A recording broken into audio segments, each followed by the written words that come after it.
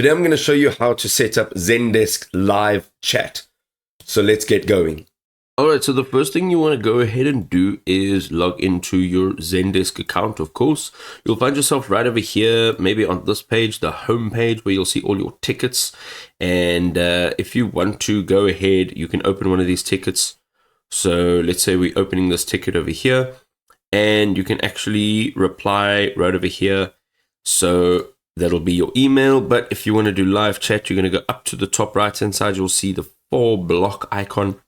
You're going to come down and look for chat.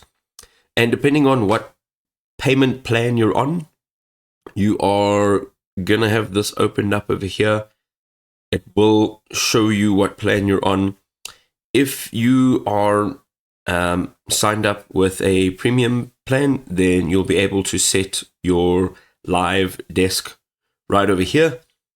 And then secondly, you can use the API option, where basically you'll get a code snippet and you'll be able to embed this into a website, which presumably would be your website, and you can do your live chat right from there, and you don't have to run it directly in the Zendesk dashboard over here.